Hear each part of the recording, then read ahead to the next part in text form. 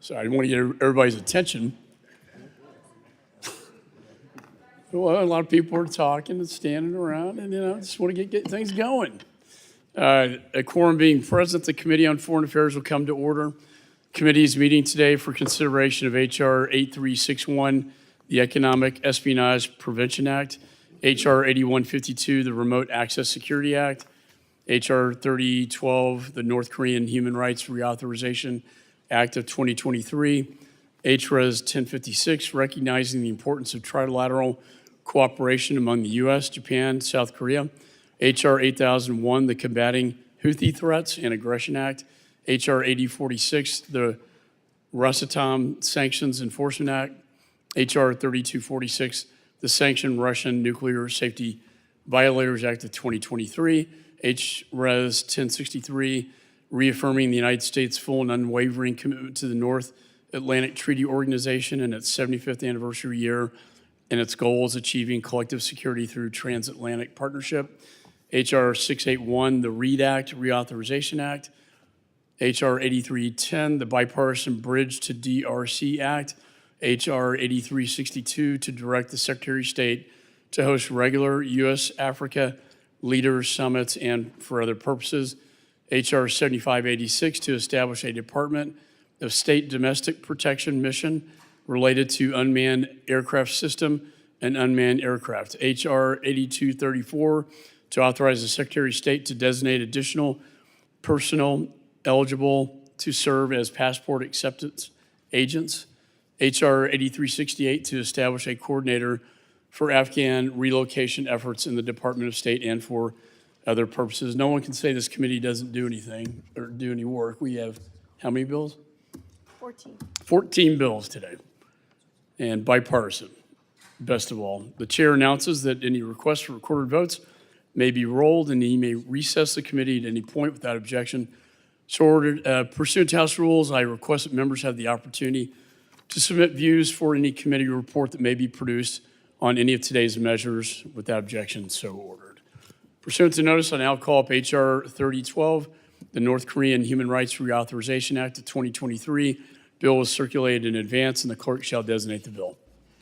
H.R. 3012, to reauthorize the North Korean Human Rights Act of 2020. Without objection, first reading is dispensed with. The bill is considered read and open to amendment at any point. Without objection, Kim amendment in the nature of a substitute, number 60, circulated to members in advance, shall be considered and as read and will be treated as original text for purposes of amendment. Any discussion on the bill? Ms. Kim is recognized.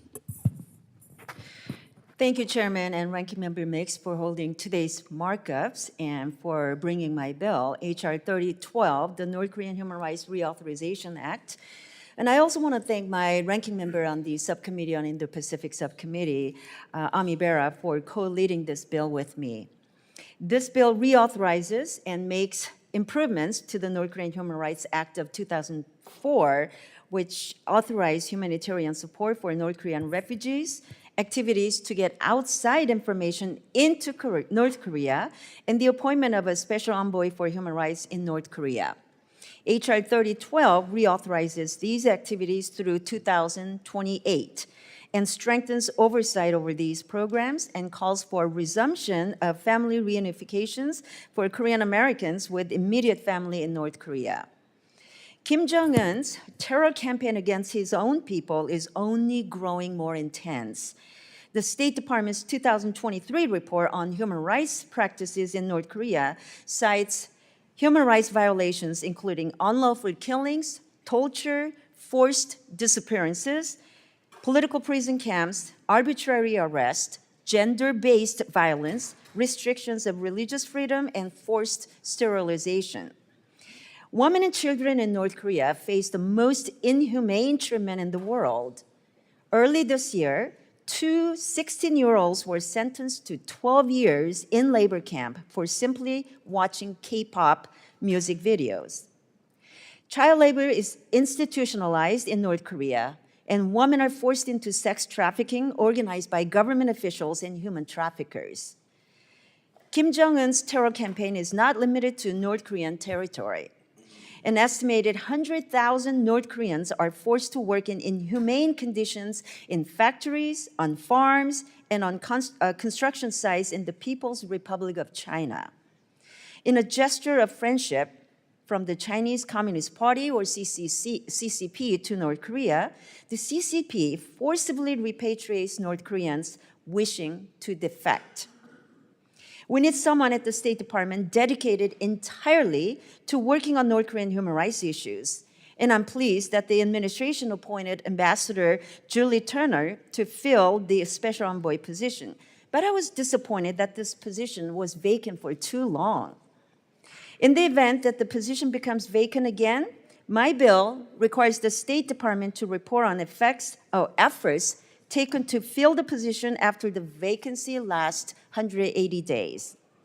The reauthorization for the North Korean Human Rights Act of 2004 lapsed in 2022. We must get this legislation signed into law this Congress. Failing to reauthorize this landmark human rights legislation sends a very wrong message and a signal to Kim Jong-un that the United States will allow human rights in North Korea to fall on deaf ears. I want to thank the 35 bipartisan co-sponsors of this bill who helped bring this bill to a markup. And I urge my colleagues to support the underlying bill. And I yield the balance of my time. Bill only yields. Is there any further discussion? Mr. Meeks is recognized. Thank you, Mr. Chairman. I support this bipartisan measure and thank Representative Young Kim and Ami Bera for their leadership on this important issue. North Korea continues to be one of the worst countries on earth in its treatment of its citizens. The government has been responsible for gross human rights violations, including arbitrary detention, unlawful killings, torture, forced labor, and starvation. The list of human rights abuses goes on and on and on. Under such trying circumstances, it is absolutely critical that the United States support human rights for the North Korean people. We have done so for the past 20 years, thanks to the North Korean Human Rights Act of 2004, which, after being reauthorized, lapsed in 2022. The measure in front of us today simply reauthorizes the 2004 Act through 2028. A lot of U.S. policy focuses on North Korea's nuclear weapons program, and that's justifiably so. The North Korean regime represses and neglects its people as it devotes resources to that destabilizing and dangerous program. But the people of North Korea need to know that the world is in fact watching, that even though their government has forsaken them, we have not forgotten them. We must be committed today to promoting human rights in North Korea and empowering those striving for a better day and hope. And with that, Mr. Chairman, I yield back. Gentleman yields back. Any further discussion? Mr. Smith is Thank you, Mr. Chairman. recognized. Thank you for bringing this bill to the committee, and I want to especially thank Young Kim, Chairwoman Kim, for her leadership on this important issue and for sponsoring this very, very important piece of legislation. I can think of no greater abuser of human rights than North Korea, where, as she pointed out in her comments a moment ago, teenagers watching a K-drama led to a death sentence, as reportedly happened last October, to two boys aged 16 and 17. Of course, they use torture very pervasively throughout North Korea. Kim Jong-un, that's his calling card. And obviously, it's about time we do even more to try to mitigate that abuse. We all know that this horrific record of human rights abuse is very robustly enabled by Xi Jinping's Chinese Communist Party. And just one example, in the Congressional Executive Commission on China, which I chair, this past year, co-chair Merkley and I held hearings on how the PRC uses forced North Korean labor in the fish processing industry, which enters our markets, including via procurement by the Department of Defense and other agencies of our government. We have written to Defense and others asking them to stop, to look at the supply chain of the fish that is being sent to our PXs and obviously throughout the DOD. We still haven't gotten a good response back. And of course, this violates the Uyghur Forced Labor Act and the Countering America's Adversaries Through Sanctions Act. Ian Urbina, who wrote an excellent series of articles on forced labor in China's deep-sea fishing and fish processing industries in the New Yorker, was a stellar witness at our hearing, at great risk to himself and to his investigators who are actually on the boats and much of this, and then were able to trace so much of this to North Korea. Our hearings also revealed how the PRC forcibly repatriates North Koreans, in particular women who have been trafficked back to North Korea, where they're often subjected to imprisonment in labor camps, forced abortion, and if they are pregnant with babies that are, and this is their quote, tainted by Chinese blood. What racism, even in some cases, the death penalty, all in violation of the People's Republic of China's obligations under the Refugee Convention and the Convention Against Torture. I've called on the UNHCR. I've talked to the head of the UNHCR to try to do what they can do to hold China and, of course, by extension, the North Koreans, women who are being so horribly mistreated, to account. Nothing, crickets. Good conversation, nothing has happened. I would also note that the Biden administration has finally filled the North Korean Human Rights Special Envoy position with an excellent choice, Julie Turner, who for years has been the go-to person at state on human rights issues. And now this legislation will further back her and say that Congress is behind you 100%. I do hope that we find a way to give her the resources to do even more, because, resources, personnel are policy. So I do hope that will be forthcoming as well. But again, I want to thank Chairwoman Kim for this leadership. I also want to single out Doug Anderson.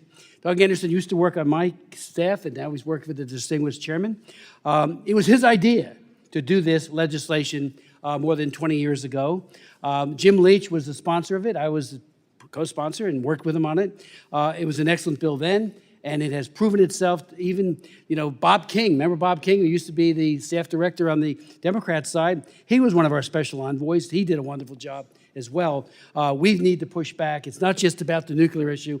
It's about the human rights abuse. This special envoy, and thank you, Ms. Kim, for your leadership on this. Yield back. Gentleman yields back. Any further discussion? There being no further discussion of the bill, the committee will move to consideration of amendments. Does any member wish to offer an amendment? Mr. Perry is Mr. Perry is recognized. The clerk shall distribute the amendment.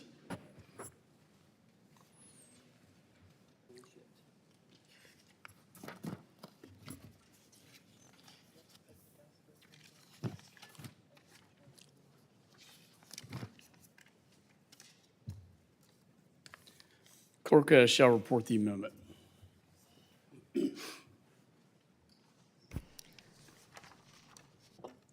Amendment to the amendment in the nature of a substitute to H.R. 3012, offered by Mr. Perry of Pennsylvania. Add at the end the following: strike 22 U.S.C. 7812B2. Without objection, further reading of the amendments dispensed with. The gentleman is recognized for 5 minutes on his amendment. Thank you, Mr. Chairman. This amendment simply strikes the provision in the underlying code that allows the amounts authorized to remain available until expended. This reauthorization provides approximately $120 million total for the President to utilize at his expense over the course of FY 2024 to FY 2028. This includes $2 million awarded each fiscal year for the President to provide grants to human rights nonprofits at his or her discretion, totaling $10 million. Another $2 million awarded each fiscal year for the President to increase the number of non-DPRK-controlled information sources available across the country, totaling $10 million, and an astounding $20 million awarded each fiscal year for the President to support humanitarian assistance efforts to North Koreans currently outside North Korea, totaling $100 million. Aside from these funding streams being duplicative, and in my opinion, often and unfortunately wasteful in comparison to existing efforts within various federal agencies, making them thus redundant, these authorizations offer absolutely zero safeguards, which is really my concern, to prevent frivolous spending. As is, these funds are available until expended. It is imperative that at a bare minimum, we don't keep money available if it's not necessary to be used during the authorized period. So essentially, this amendment takes on a pretty simple policy. Just use it, and if you have it, return it back to the Treasury. And I would agree with every single person on the committee and otherwise that sees North Korea for the horrific totalitarian regime that it is oppressing its people at home and abroad. And we should do what we can to end that and to assist people that are fleeing that.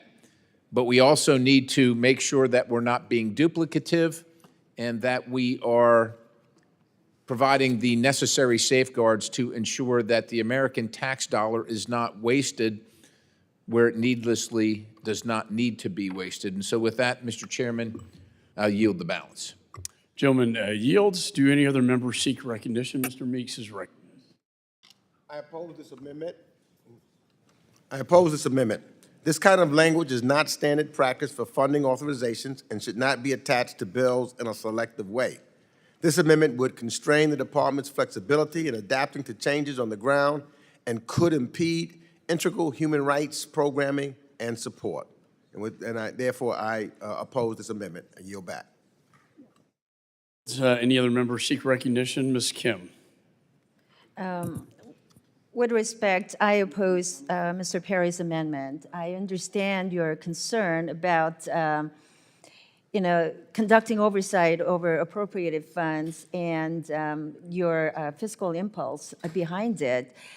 But I fear that this amendment may inadvertently impact our existing appropriations. And I would like to ask the gentleman if you are aware of any unobligated funds at the state towards the North Korea programs. I'm sorry, if I'm aware of what? Are you aware that there are any unobligated funds at the State Department for North Korea programs? I'm not aware. Under this legislation? I'm not aware. Okay.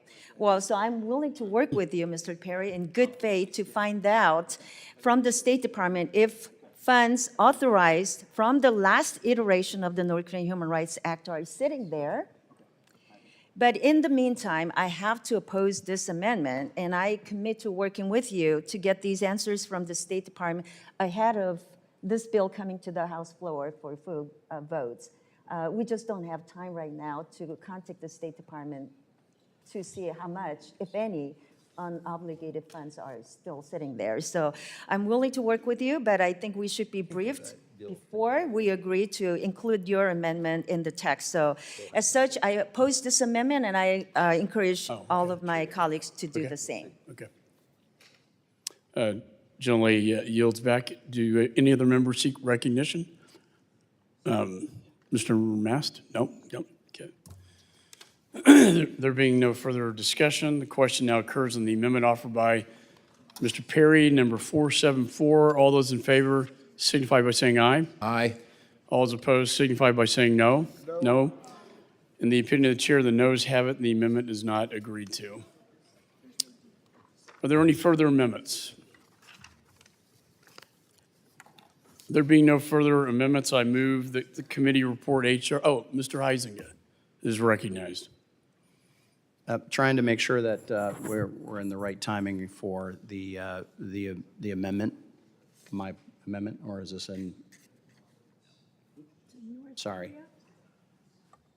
No, this is on the. Sorry, I was a little premature on that. It's all right. No comment. There being no further amendments, I move that the committee report HR 3012 is amended to the House with a favorable recommendation. All those in favor signify by saying aye. Aye. All those opposed signify by saying no. In the opinion of the chair, the ayes have it, and the motion is agreed to. Without objection, the motion reconsidered is laid on the table. Staff is authorized to make any technical and conforming changes. Pursuant to notice, I now call up H.Res 1063, reaffirming the United States' full and unwavering commitment to the North Atlantic Treaty Organization in its 75th anniversary year and its goals of achieving collective security through transatlantic partnerships. Resolution was circulated in advance, and the clerk shall designate the resolution. H.Res. 1063, reaffirming the United States' full and unwavering commitment to the North Atlantic Treaty Organization and its 75th anniversary year and its goals of achieving collective security. Without objection, the first reading is dispensed with. The resolution is considered read and open to amendment at any point. Is there any discussion on the resolution? Mr. Chairman. Mr. Keating is recognized. Thank you, Mr. Chairman. This is it. You okay? All right, thank you. I want to thank the chairman and the ranking member for holding the markup today and considering Resolution 1063 to reaffirm the United States' full and unwavering commitment to the North Atlantic Treaty Organization and its goals for achieving collective security through transatlantic partnerships. In just over 8 weeks, the United States will host the NATO summit here at Washington, D.C., marking the 75th anniversary of the Washington Treaty and the birth of the NATO alliance, something we're all proud of. Since the Second World War, NATO has underpinned transatlantic security to maintain peace and stability and ensure that the strength of democracy would outlast authoritarian regimes. Now, more than 2 years since Russia's unprovoked and brutal war of aggression in Ukraine, NATO represents the core of a 50-member-plus coalition of allies and partners that have come to Ukraine's backing and support. As a result of the invasion, both Sweden and Finland have taken historic steps and are now full members of the NATO alliance. At the same time, non-NATO partners like the European Union and many Indo-Pacific allies like Australia, Japan, New Zealand, and the Republic of Korea have supported Ukraine and will continue to deepen their cooperation with the alliance at the Washington summit.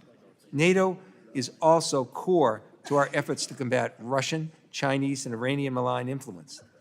This upcoming summit and this resolution demonstrate that the United States' long-standing commitment to NATO is sacred, and that the transatlantic security is American security. I want to thank Representatives Turner, Panetta, Joe Wilson, Connolly, Kane, McCaul, Meeks, and over 40 other colleagues who have co-sponsored this bill, and I strongly urge my colleagues to support this important and timely bipartisan resolution. I yield back. Gentleman yields. Is there any further discussion? Mr. Meeks. I want to thank Representative Keating for this resolution, which reaffirms our commitment to NATO ahead of the 75th anniversary summit here in Washington, D.C. I also want to recognize Representative Connolly for his leadership in the NATO PA. In just the past few months, we've welcomed Sweden and Finland to the alliance. And at its core, however, it is about collective security and the common values of individual liberty, human rights, democracy, and the rule of law. Our collective security, underscored by our Article 5 commitment, is what others respect. It is also what some seek to undermine. Top of mind is the threat stemming from Moscow. Today's Russia is seeking to neutralize and eliminate the free and democratic future of Ukraine. This resolution makes clear that every state has the right to choose its own security arrangements, including Ukraine. And with Ukraine's NATO future in mind, I look forward to important advances in that process at the summit. The world is intently watching as the United States helps define the future of NATO. It is essential that they know where Congress stands, and it stands strongly with NATO. It shows that we, in our collective strength, will preserve our democratic values and stand with one another. That's why this resolution, at this time, is very important, so that our allies know that we're with them. And with that, Mr. Chairman, I yield back. Gentleman yields back. Is there any further discussion? Ms. Manning's recognized. Thank you, Chairman McCaul and Ranking Member Meeks.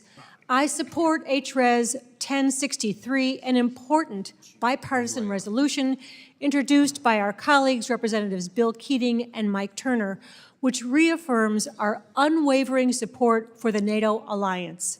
Mr. Chairman, NATO is the most successful political and military alliance in history. This enduring, multifaceted organization underpinned decades of peace, prosperity, and progress across Europe.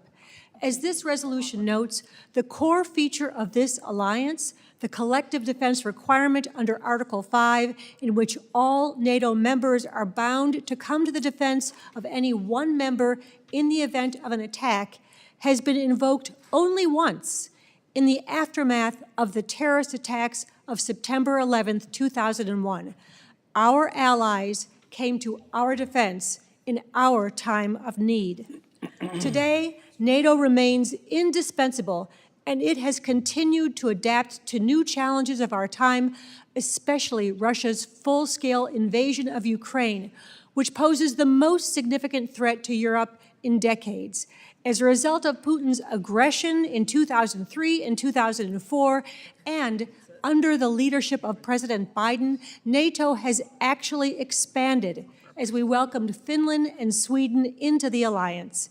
It's no secret that today there are voices that call into question our commitment to NATO and whether the U.S. would come to our allies' defense if they, too, were threatened by Russia.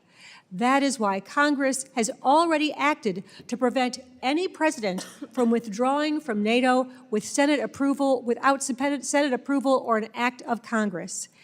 As we prepare to commemorate the 75th anniversary of the signing of the Washington Treaty here in D.C. this summer, it is critical that Congress continue to demonstrate its ongoing support for NATO. This resolution does just that. It reaffirms our commitment to this vital alliance, and it calls upon our allies and partners to meet their commitments to spend at least 2% of their GDP on their own defense. Mr. Chairman, I want to thank Representative Keating and all my colleagues for their bipartisan leadership to strengthen and support NATO. I am proud to support this resolution, and I yield back the balance of my time. Generally yields back. Is there any further discussion? Mr. Colley's recognized. Thank you so much. And I want to commend my colleague, Mr. Keating, for this important matter. You know, we got to be celebrating NATO. If you hearken back to what happened in the 1930s, there was no NATO. There was no, collective military security alliance committed to democracy. And as a result, the democracies were kind of on their own and they failed. And Hitler had nothing to worry about, whether it was Rhineland, Anschluss with Austria, Sudetenland in Czechoslovakia, until he finally hit a wall with his invasion of Poland.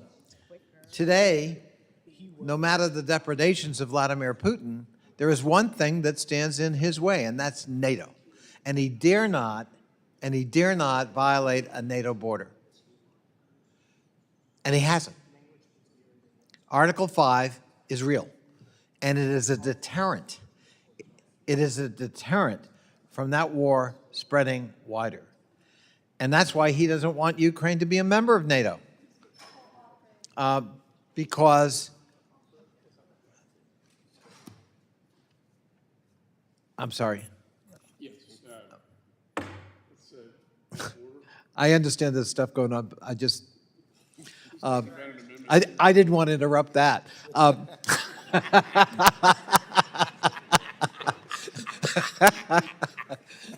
any rate, I've also been proud of the fact that at NATO Parliamentary Assembly, and I know Mr. Meeks made mention of that, which is, it's much harder to achieve consensus there because we're talking about hundreds of members, not 32, from many different political parties. And we've been able to do it in solidarity of support for Ukraine. And that has made a material difference in being able to supply, train, and equip the brave Ukrainians in their struggle against this sociopathic thug in the Kremlin. At any rate, NATO has proved its worth.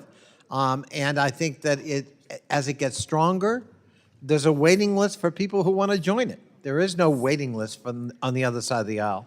So I think we should celebrate the fact that we actually did something very successful. And what the hell, I guess I'll yield back my time. there are more important conversations going on up here. Was anybody listening? No, no one was listening. Apparently not. But I thought I'd say it anyhow. Thank you for your courtesy, Mr. Chairman. The gentleman yields back from that very eloquent dissertation. Is there any further discussion? There being no further discussion of the resolution, the committee will move to consideration of amendments. Does any member wish to offer an amendment? Mr. Heisinger. Thank you, Mr. Chairman, and to my friend, Mr. Conley. While we are used to having Congress talk and nobody listening, in all seriousness, I hope our friends in NATO are listening to my intent of the amendment that I have, because this is, as I'm discovering, my amendment is quite simple. It adds 2 lines. If the gentleman will pause, the clerk shall distribute the amendment. Thank you, Mr. Chairman.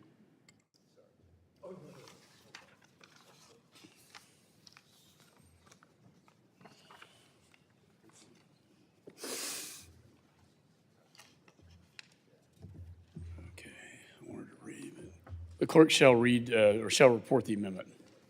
Yes, it would be an amendment to Heisinger.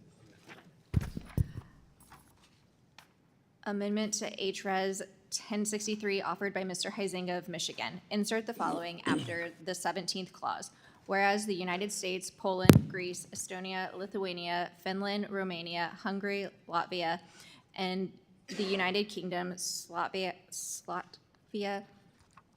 Norway, Sweden, Montenegro, North Macedonia, Bulgaria, France, Albania, the Netherlands, Germany, Croatia, Denmark, the Czech Republic will all meet or surpass the 2% benchmark for defense spending as a percentage of gross domestic. Objection for the reading of the amendments dispensed with. The gentleman from Michigan is recognized for 5 minutes.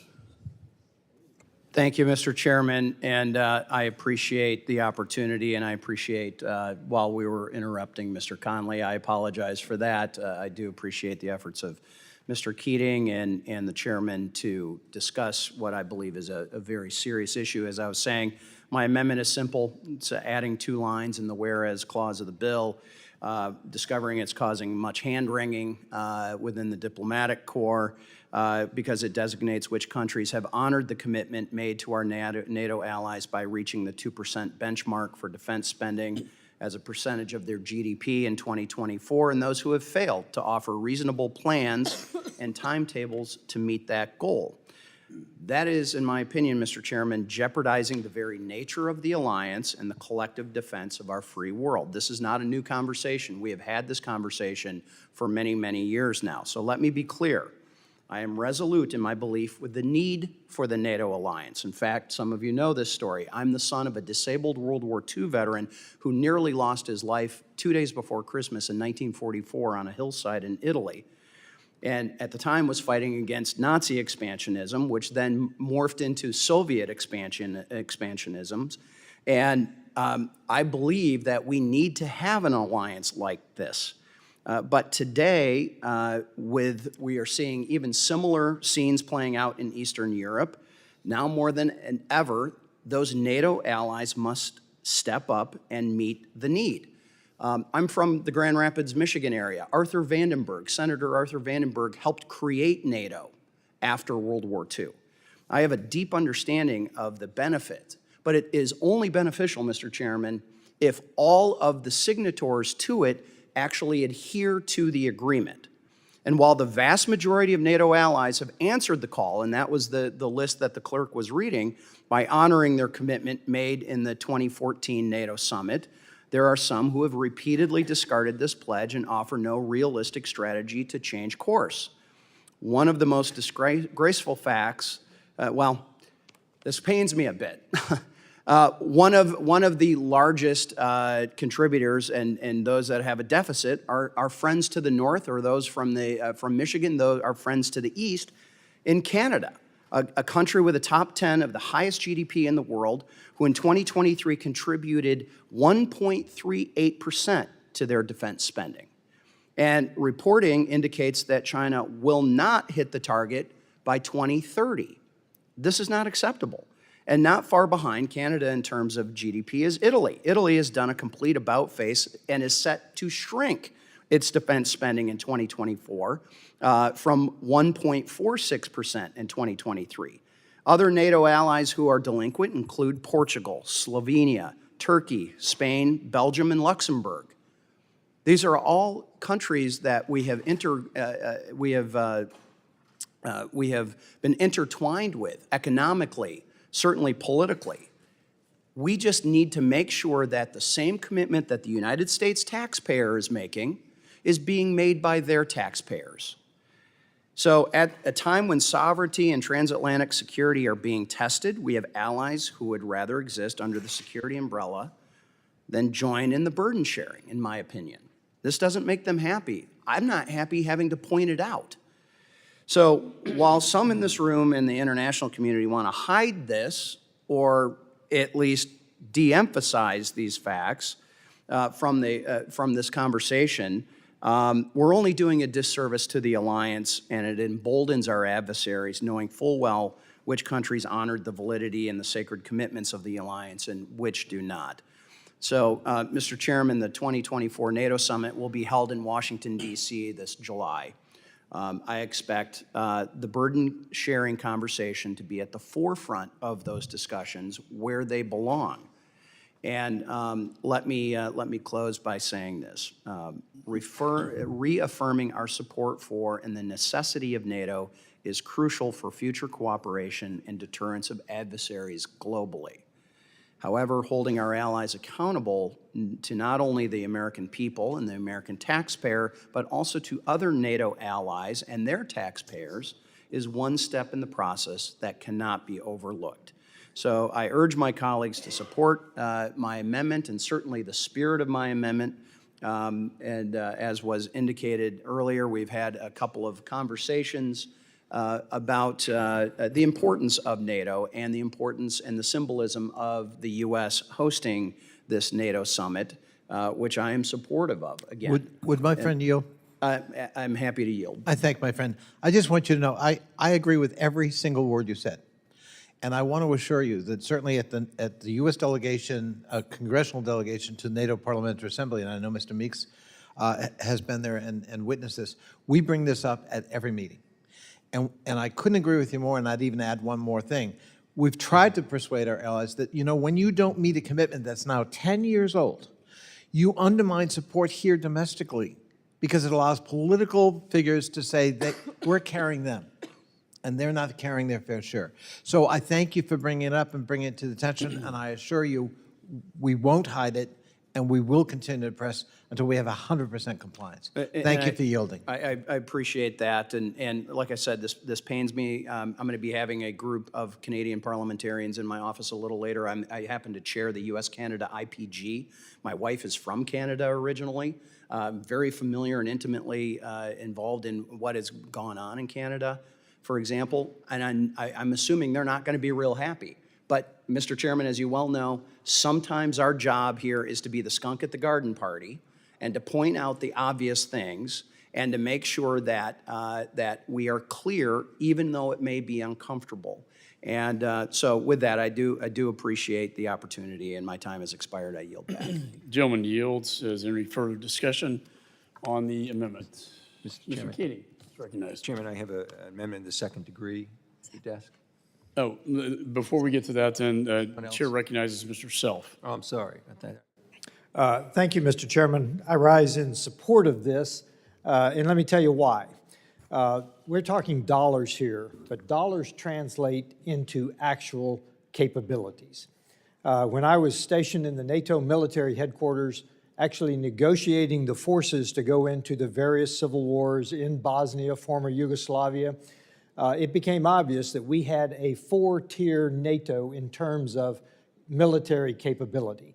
The U.S. stood at the top, obviously, but there were three different tiers. So this is important, not just in terms of dollars, but in terms of combat capability when we do execute Article 5, which we've talked about. I strongly support this because this translates into capability should we face a resurgent Russia in the future. Thank you, and I yield back.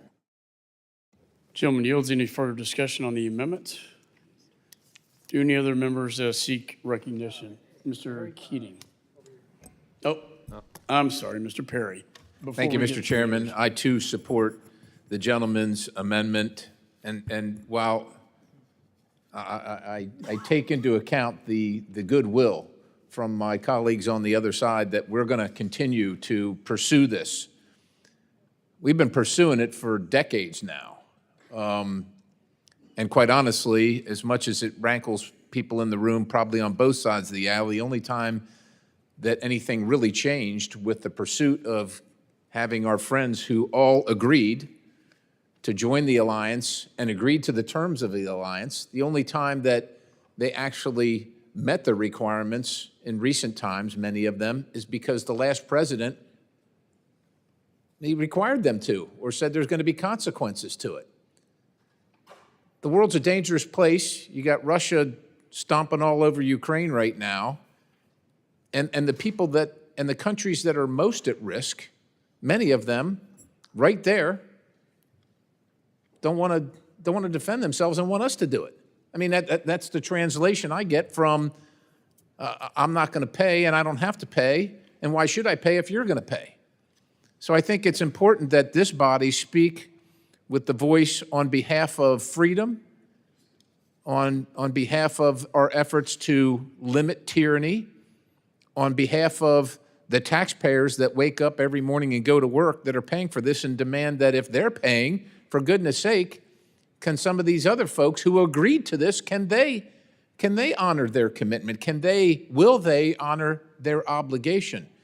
And so I strongly support the gentleman's amendment and don't think I would support the bill if the amendment doesn't pass. With that, I yield the balance. Gentleman yields. Any other members seek recognition on this amendment?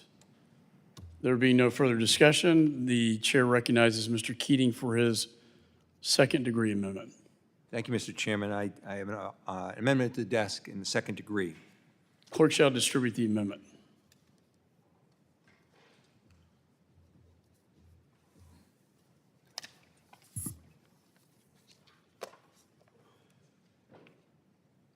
And the clerk shall report the amendment. Second-degree amendment to the Huizenga Amendment to H.Res. 1063 offered by Mr. Keating of Massachusetts. Strike the 17th and 18th clause of the preamble and insert the following. Whereas the vast majority of the NATO alliance has met the 2% benchmark for defense spending as a percentage of GDP in 2024, an important mark which all NATO member states are required to meet. Without objection, further reading of the amendments dispensed with. The gentleman from Massachusetts is recognized for 5 minutes. Thank you, Mr. Chairman. And in regards to the representative from Pennsylvania saying he wouldn't vote for this without this language, I'm reminded that a very similar amendment in the front of this committee just a short time ago, he voted against that, even though it didn't have this language in it. So I don't think he's changing his position as a result of this language.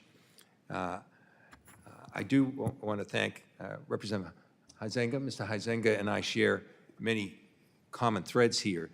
Number one, a strong support of NATO. As he had family members committed, I also had an uncle who lost his life, who was killed in action in the Battle of the Bulge on French soil during a time when our country stepped up to preserve democracy in Europe, as we're trying to do again by defending Ukraine. And indeed, it was Ukraine's, the illegal war in Ukraine that prompted attention from our NATO colleagues have not stepped up to the way they are required to do, giving their 2%. The second thing I want to agree with Mr. Huizenga with as well is the need for all of these countries to step up to the 2% benchmark. Now, I view that as not just a benchmark of 2%. I view that as the floor. Given what's occurring in Ukraine right now, should wake everyone up to the reality of that 2%, which was put in years ago. That is just the low benchmark of what people should be moving forward with. So I couldn't agree more with Mr. Huizenga in the importance of dealing with that base mark of 2%.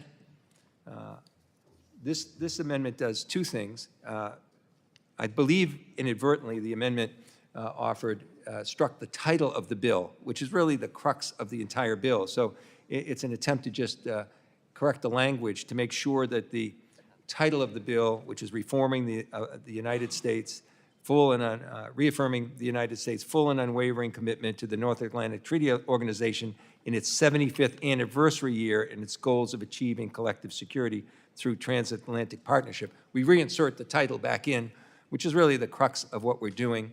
And the other thing is, this language also, I think, underscores the effort and the intent of his amendment in saying that that 2% benchmark for defense spending as a percentage of GDP for these countries is an important mark which all NATO member states are required to meet. So I think it accomplishes the purpose. It deals with the technical change that's necessary, and I hope this amendment is supported. I thank him for bringing this to greater emphasis in our discussion of this today as well, and yield back. Gentleman yields. Any further discussion on the amendments? Mr. Meeks is recognized. Thank you, Mr. Chairman. Look, I support the ranking members of the European Subcommittee's amendment, and I think that the debate and dialogue over burden sharing is very important and essential, and I appreciate that. I think that's important to do. I really support the essence of the resolution because the essence of it and what it's really talking about is unity, us working together with countries and nations that have the same values that we have, that promotes democracy and human rights like we do. And it's important that that unity is articulated and shown ahead of the summit that's going to be held right here in the United States of America.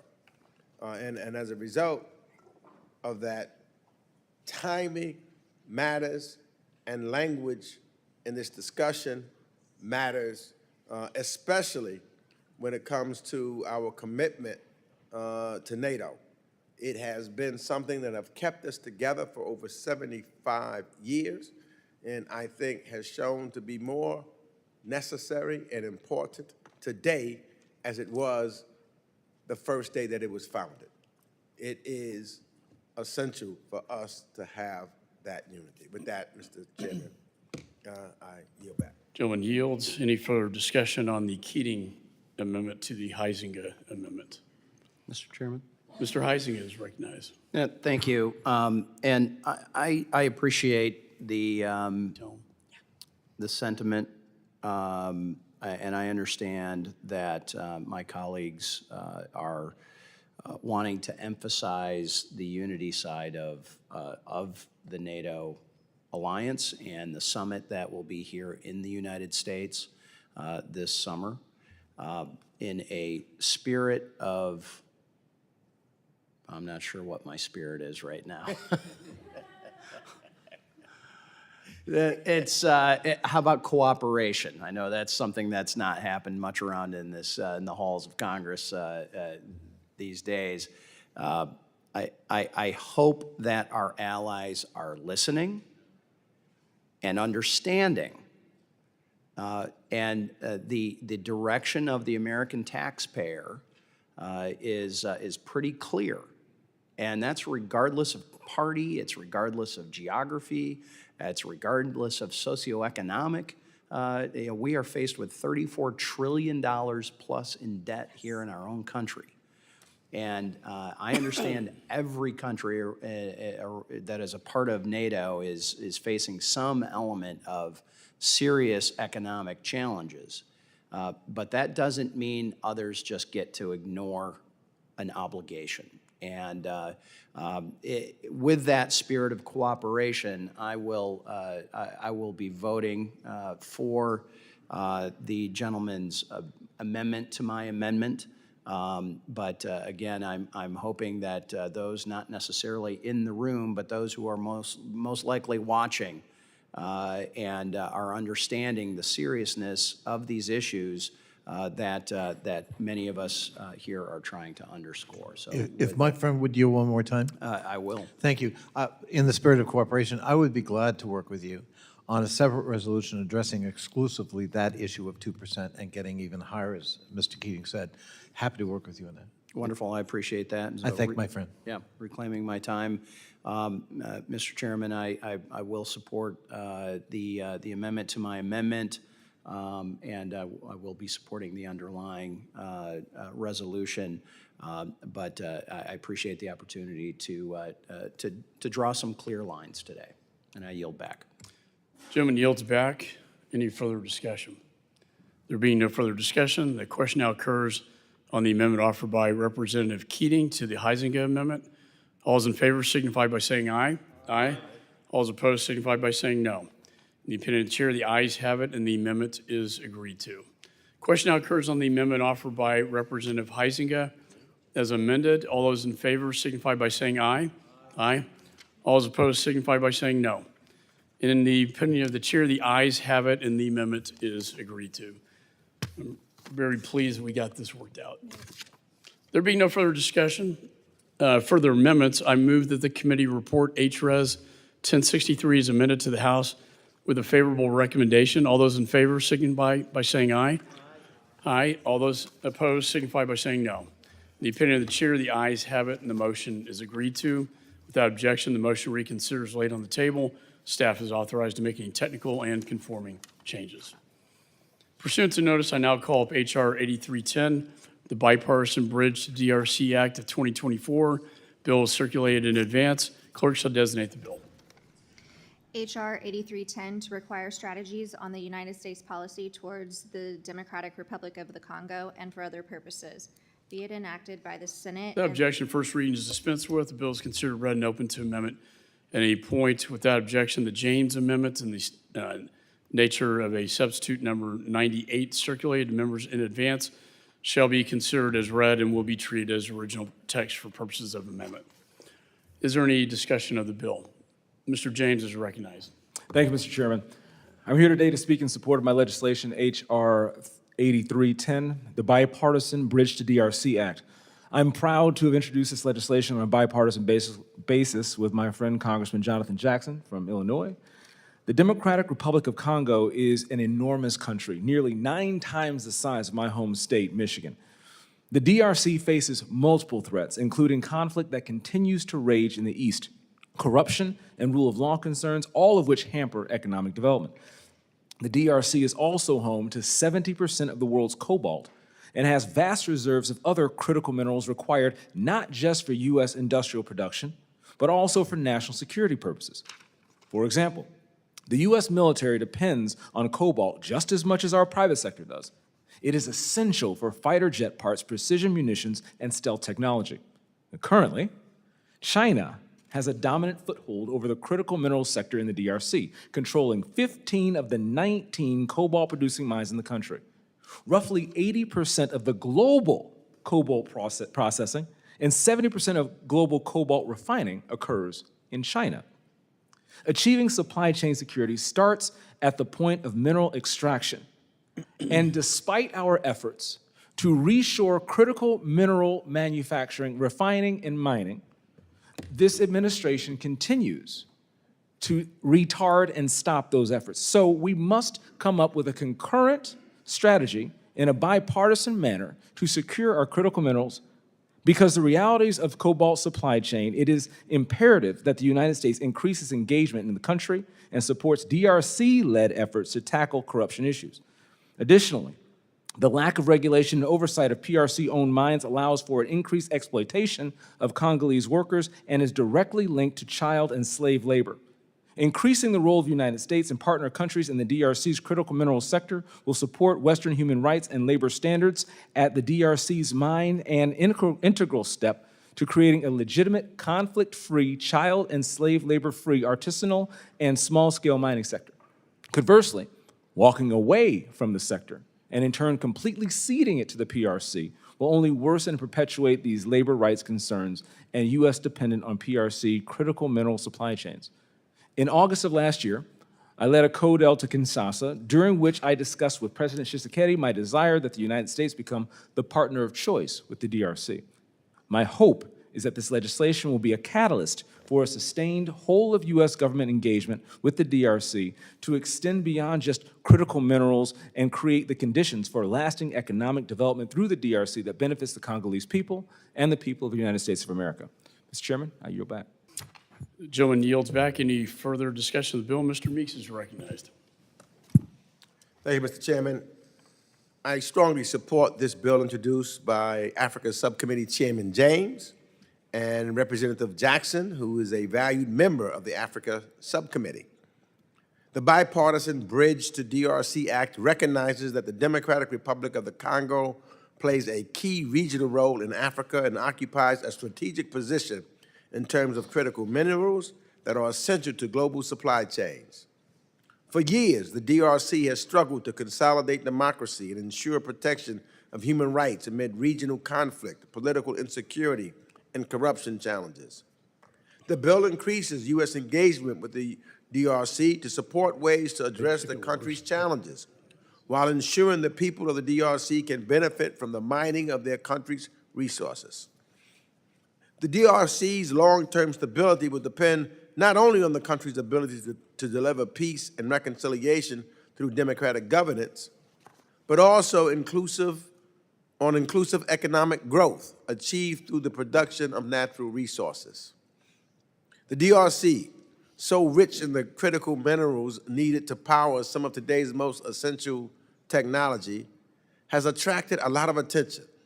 And we also know that the People's Republic of China has been laser focused on the mining sector in the DRC because of these minerals, and with the PRC's firms controlling a majority of the DRC's copper and cobalt mining production. Thereby, it is essential that we take a different and more considered approach, one that focuses on partnership, helping to empower the Congolese people to benefit from the minerals mined from their land through a responsible process that's driven by standards. We should help to enable mining that adheres to the highest human rights, as well as environmental, social, labor, and government standards. The Congolese people deserve to be free from conflict and well served by a democratic government that protects the people's rights, fights corruption, and promotes accountability. This legislation will marshal United States efforts to help the DRC achieve these goals, and I strongly support and urge all members to vote for this bill. And with that, I yield back the balance of my time. Gentleman yields. Any further discussion? Mr. Smith is Thank you, recognized. Chairman. Chairman, thank you very much, and I do support the bill, but I would respectfully ask, if you could, to give every consideration to a bill that I've introduced well over a year ago that would provide a rebuttable presumption. We know this is the case. I've held two very lengthy hearings on this issue. One of them was almost 2 years ago. And we heard from people from inside the DR Congo about how between 25 to 40,000 children are being exploited. Some are dying from the dust and from the hazardous situation of going into these artisanal mines.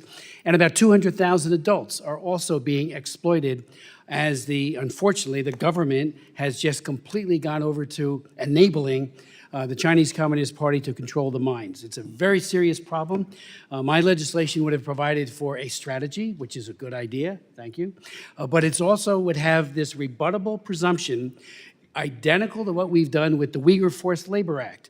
And I was one of the 4 co-authors of the Uyghur Forced Labor Act, which is one of the best pieces of legislation we have ever done vis-a-vis the People's Republic of China, to provide, the supply chains of cobalt that are going into EVs are so egregiously tainted by this child labor and forced labor of the adults. And I believe that the government of the Congo, DR Congo, is not likely to change, even though through friendly persuasion. I would hope that that would be the case, but there is an incredible amount of corruption.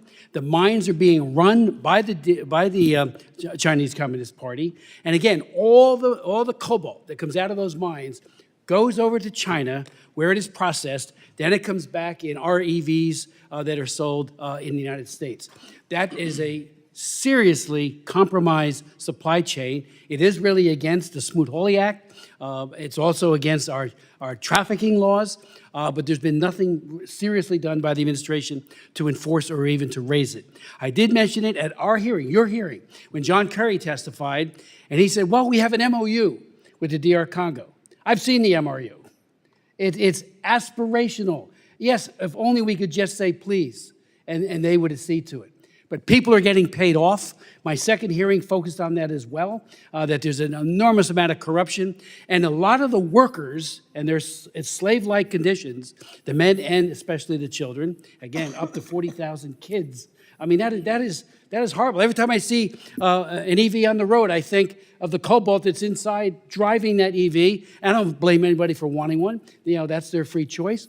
But it's been built on the backs of children in the DR Congo. Almost all of it is coming from China now, and I do applaud the president for his most recent action with regards to the Chinese-made EVs, putting that tariff on it. I think he's doing that to protect our workers, and I agree with that. But it's also, I hope we would extend it to say, again, the cobalt in those cars is coming from DR Congo, and it's being on the backs of little children. So this rebuttable presumption, our bill would do that. I would ask you, appeal to you, Mr. Chairman, to consider bringing it up, and Mr. Meeks to join us in this. If we are not serious about enforcing a human rights violation of such a serious nature, it will go on. 5 years from now, we'll be talking again about how, yep, it's still going to China. They're still processing it. They have a monopoly on the entire thing of cobalt. So I would like the DR Congolese to process it themselves. And again, it's aspirational in the MOU. Please do that. Their incentive is they're getting so much money from DR Congo, from People's Republic of China, they're not going to do it. So I think, you know, I have learned over the time, and their civil rights laws are a testimony to that. If you don't have a penalty phase somewhere embedded, everyone could say, yeah, we're all for you, and then they don't do it. And I think that's the problem with DR Congo. And again, that's what Xi Jinping is trying to do, control this industry completely, and he's doing it. As my good friend and colleague just said, 70% of all the cobalt is coming out of DR Congo. And frankly, in an operational point of view, it's even more than that, because it's all going to China, it's all going into the EV. So I would hope you would consider our bill. Yeah, let me just say, I really appreciate the gentleman's being such a champion for human rights and all your legislation on human trafficking, and your whole career has been dedicated to protecting human rights and children from oppressors and those who will abuse them. So I will work with you to ensure that we will get this on the next available markup, sir. Thank you. Is there any further discussion? Ms. Jacobs. Thank you, Mr. Chair. I'm really proud to support this bipartisan bill by my colleagues, Chairman James and Congressman Jackson. Last year, Chairman James and I traveled to the DRC and met with government officials, civil society, and business leaders. It was clear how important U.S. engagement is and will be in the country on a range of issues, from addressing the conflict in the East to promoting good governance and democracy, and to enabling economic growth and prosperity for everyday Congolese. This bill crystallizes the importance of the DRC's rich resources and critical minerals benefiting the Congolese people first and foremost. It also requires a long-term strategy on democracy, peace, and stability. The conflict in eastern DRC has resulted in the world's second-largest internal displacement crisis, second only to Sudan, with over 25 million people, a quarter of the population, in need of assistance. So I'm glad this bill requires transparent interagency coordination between security forces, the protection of civilians, and truth and reconciliation. DRC deserves more attention in the world and in this body. So I'm glad to support this bill today, and I thank my colleagues for introducing it. I yield back. Generally yields back. Is there any further discussion? Mr. Jackson is recognized. Thank you, Chairman McCaul. I'd like to thank the Honorable Congressman John James and thank my leader, Congressman Meeks, and my dear colleague, Representative Jacobs. I think the U.S. relations with the Democratic Republic of the Congo are deep and long-standing. U.S. foreign policy is focused on advancing our mutual global priorities, including advancing democracy and human rights. I thank you for the passionate speech that you've given us on human rights, and we share those concerns as well. As we combat the climate crisis, countering wildlife and timber trafficking, responding to multiple security, health, and humanitarian crises, and securing supply chains of critical minerals necessary for the global transition to cleaner forms of energy and mitigating of transnational organized crime. The United States, the DRC's largest bilateral donor, this bipartisan bill is aimed at creating a working environment between our two countries and therefore strengthening our bilateral relationships, moving from aid to trade. We all know that DRC is a country blessed with natural resources and are very vital in today's global economy. We're very mindful of the issues that we have to face. A total of 23.4 million people are projected to be acutely food insecure between January and June of 2024, and an estimated 2.8 million children are acutely malnourished. These are facts that we must address. 6.4 million people are internally displaced. I believe that strengthening our ties with DRC doesn't fix the blame, but moves towards fixing the problem. These issues are devastating for the country and deprived its citizens of the ability to experience the full potential of their country. I strongly believe that improved governance, the advancing structural reforms are key to maintaining stability and peace, attracting investments, and creating jobs in the DRC. It is our responsibility to engage our allies in a responsible way and build bridges instead of exploitation. This bill that Congressman James has put forth and his staff builds on the strengths and the longstanding vital assistance we have been giving to the DRC. As rightly stated in the bill, the stability of the Democratic Congo is a strategic priority for the people of the DRC, the continent of Africa, and the United States. It is in the economic and national security and humanitarian interest of the United States to support accountability, inclusive and democratic governance in the Democratic Republic of the Congo. I urge my colleagues to support this bill, and I yield back the balance of my time. Gentleman yields back. Any further discussion? There being no further discussion, the committee will move to consideration of amendments. Does any member wish to offer an amendment? Mr. Perry is recognized. Thank you, Mr. Chairman. I've got an amendment at the desk, number 472. Clerk shall distribute the amendment.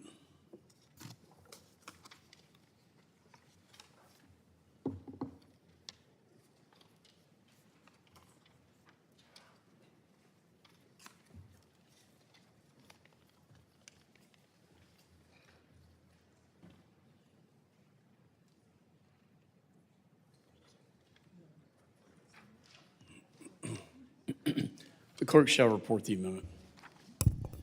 Amendment to the amendment in the nature of a substitute to H.R. 8310, offered by Mr. Perry of Pennsylvania, page 7, strike lines 14 through 22. Without objection, further reading of the amendments dispensed with. The gentleman from Pennsylvania is recognized for 5 minutes. Thank you, Mr. Chairman. The gentleman from Michigan and I have much in common, including our interest in making sure that critical minerals are produced in the United States of America. However, I think we probably differ a little bit on how we should go about doing that. This amendment removes a section of the bill that openly encourages various federal departments and agencies to cooperatively find opportunities to increase the investment in the DRC's critical minerals sector. Simply put, it's foolish to encourage or remotely incentivize any sort of overseas investments when this country is dealing with our own deficits, upwards of $35 trillion, with no sign of slowing down whatsoever. Every 100 days, another trillion. And I can assure you that hardworking, everyday Americans have zero interest in pumping hundreds of millions of dollars into overseas manufacturing when they can hardly survive paycheck to paycheck with record levels of inflation and the increased cost of living at every single corner. Now, somewhere around 80% of the mines in question are already under PRC control. And there's been few people in this institution that want to be tougher on China than me, but I also know that we are starting a losing game with this interagency investment strategy. We are never going to be able to outbribe the Chinese in Africa. Instead, we should focus on other more feasible and realistic ways of competing with China on the global playing field, which is why we passed H.R. 1 earlier in the session. But of course, that's not getting any traction in the Senate. But what is going to get traction is spending hundreds of millions of American tax dollars overseas. That always seems to get traction. We're not going to do anything at home. We're going to do it over there. Why not place our focus on removing the government-imposed barriers to sourcing these abundant critical minerals domestically instead? That's what we should be doing. And as long as we're willing to invest money overseas to try and do it, we're never going to do it here.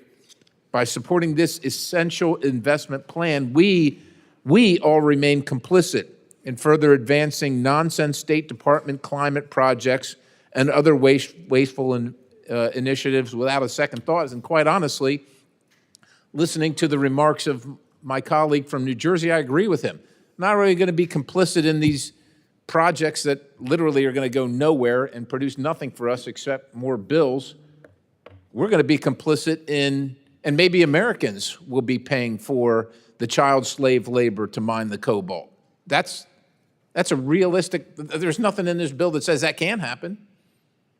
This amendment, at the very least, signals that encouraging interagency investment in an already saturated market is a massive waste of time and money needed, badly needed elsewhere. I agree with the gentleman from Michigan.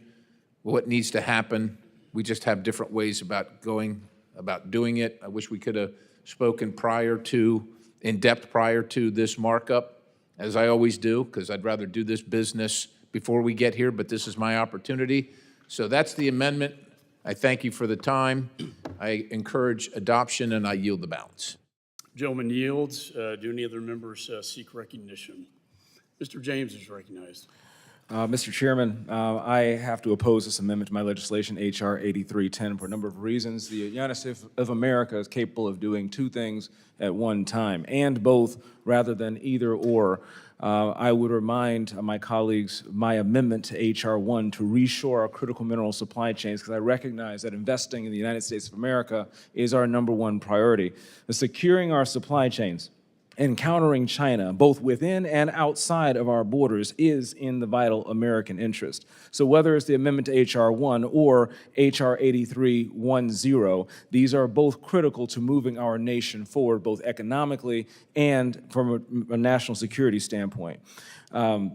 Increased U.S. investment in the DRC's critical mineral sector is integral for both our supply chain security and improving human rights and labor conditions at the mines in the DRC. When so many of my colleagues state, referring to our flag, that these colors don't run, and yet we're running in the opposite direction on the world stage, in particular the African continent, these vacuums of American influence are filled with chaos from our adversaries, and we ought pay attention to our slogans on our bumper stickers when it comes to legislating in this body.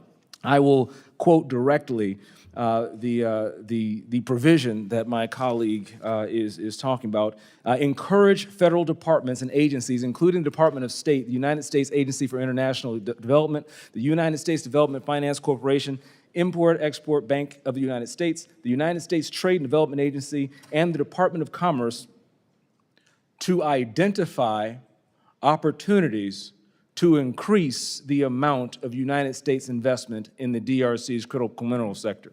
Did anybody hear a dollar amount that the taxpayers would be paying? Did anybody hear anything that would be contributing to the debt or the deficit? My bill was mischaracterized by my colleague, Mr. Perry, I would imagine unintentionally in the haste to understand the bill, but I do strongly underwrite my understanding that the priority must be the United States of America, but we cannot neglect our obligation to secure our supply chains until we can begin getting regulatory reform and beginning mining and drilling right here to make sure that we maintain our base of power, which is our energy independence. If we are serious about countering the PRC's dominant position over the critical mineral supply chains, we have to identify where we can increase U.S. investment, This also increases business opportunity, which will create U.S. jobs rather than creating Chinese jobs.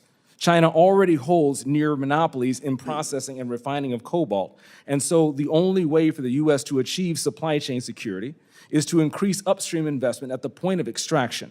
70% of the world's cobalt is found in the DRC, and therefore accessing opportunities to increase investment in the sector, most likely private, ideally in de-risking ways, which incentivizes U.S. private sector, as I've said before, to follow, is incredibly important.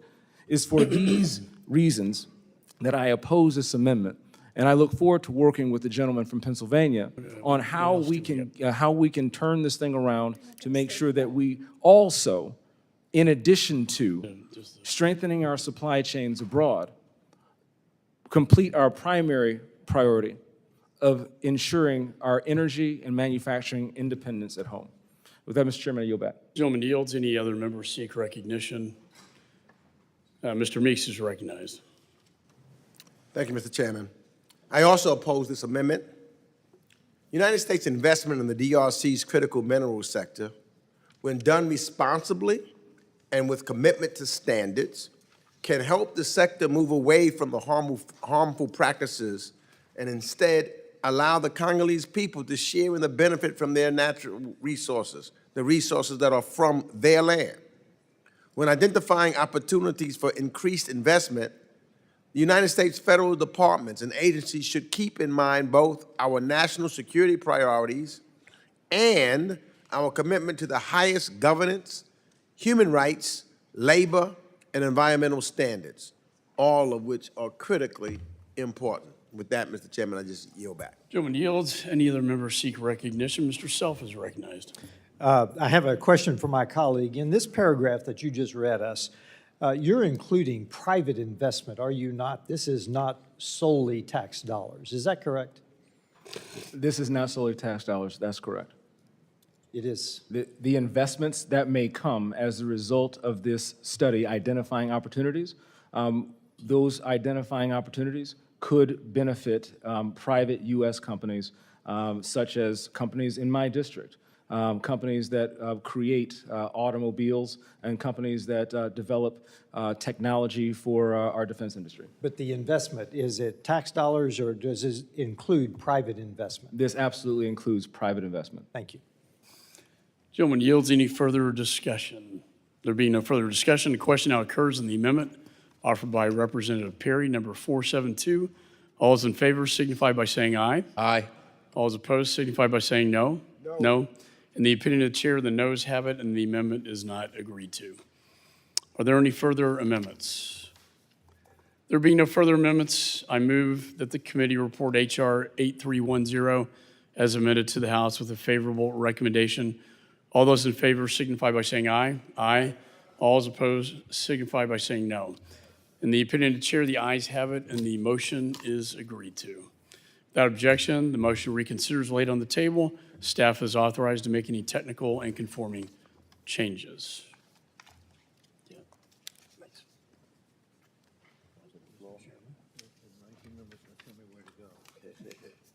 So I got to get out of here too. At around 6.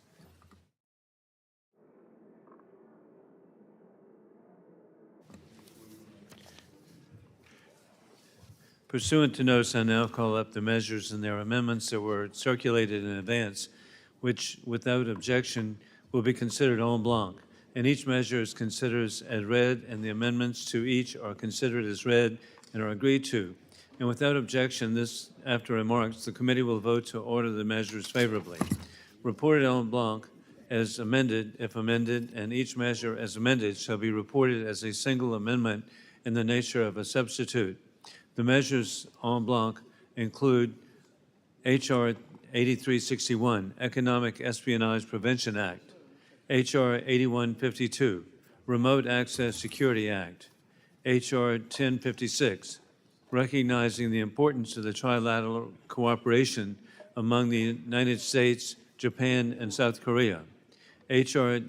8001, Combating Houthis Threats and Aggression Act, H.R. 8046, Rosatom Sanctions Enforcement Act, with the Wilson Amendment in the nature of a substitute number 88. H.R. 3246, Sanction Russian Nuclear Safety Violators Act of 2023, with the Meeks Amendment in the nature of a substitute number 75.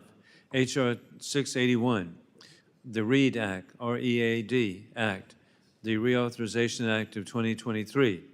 H.R. 8362, to direct the Secretary of State to host regular U.S.-Africa leaders summits and for other purposes. H.R. 7586, to establish a Department of State domestic protection mission relating to the unmanned aircraft system and unmanned aircraft.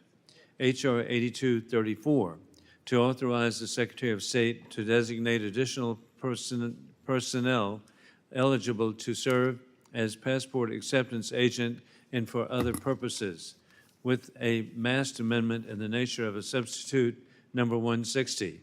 H.R. 8368, to establish a coordinator for Afghan relocation efforts in the Department of State and for other purposes, with a Perry Amendment number 475. Now I recognize the Ranking Member Meeks for a statement en bloc. Thank you, Mr. Chairman. I support this en bloc package. We are moving a number of important bipartisan measures in this en bloc. Two of the most important measures concern nuclear sanctions on Russia. Since Russia invaded Ukraine in 2022 in its unjustified, immoral war of aggression, the Biden administration has struck an incredible balance of aggressively sanctioning Russian leadership and the Russian economy, while also working in coordination with our allies to bring them on board. They have been creative when necessary and used economic brute force when appropriate. On the realm that requires a scalpel rather than a hammer is the civil nuclear sphere.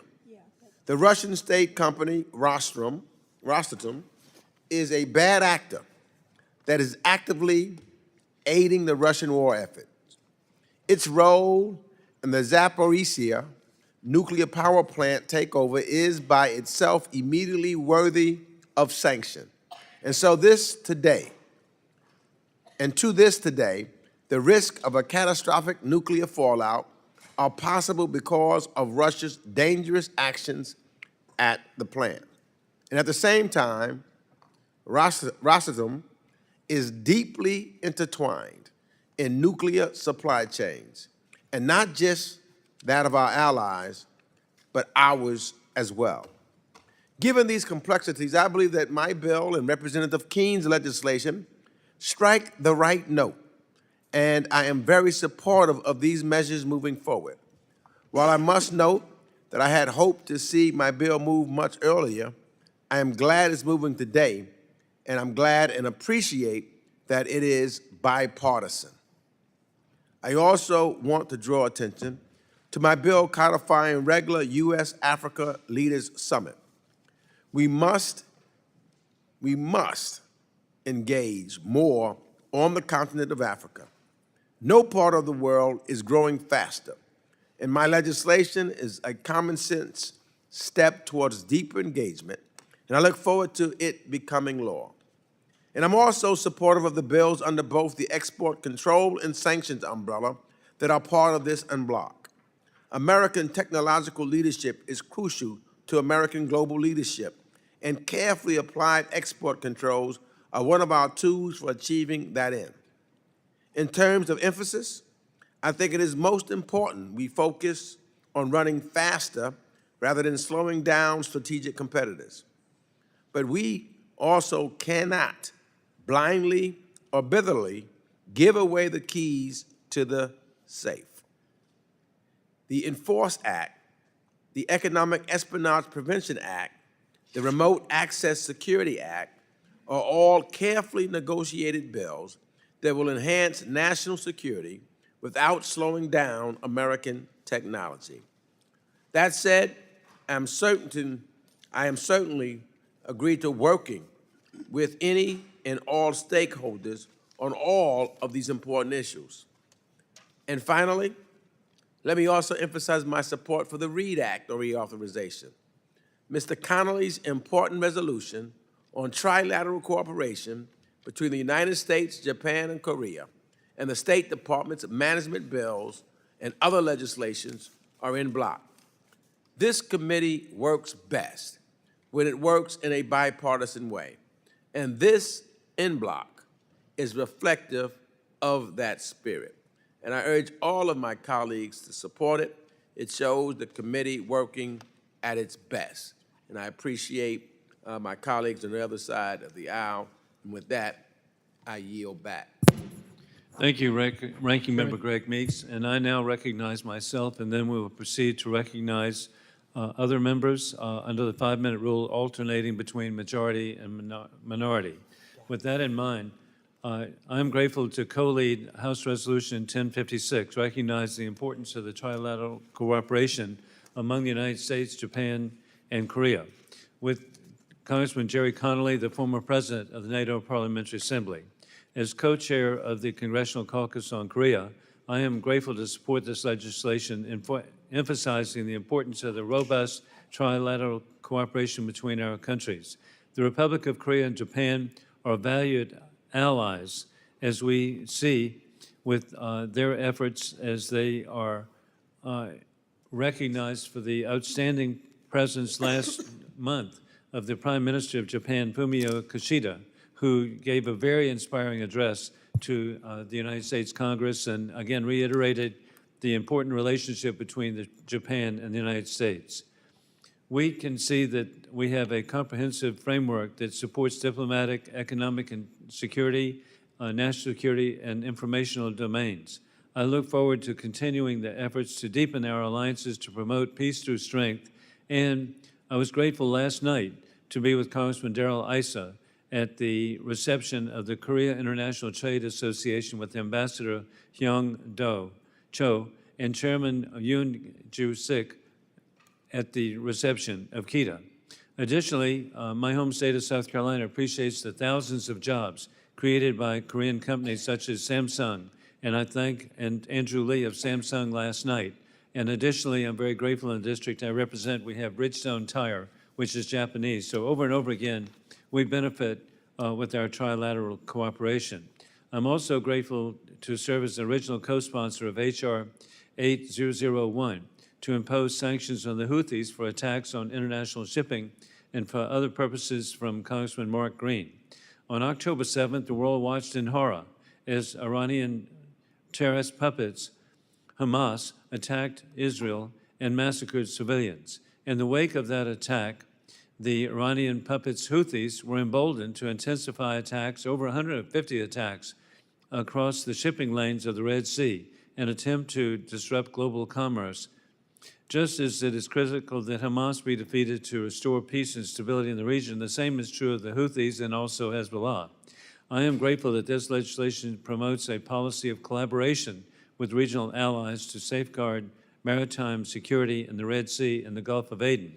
We must recognize the Houthis portray themselves as nomads of Yemen, but they launch underwater unmanned vehicles to attack Korean, Japanese, Indian, and American ships as they're proceeding to Europe.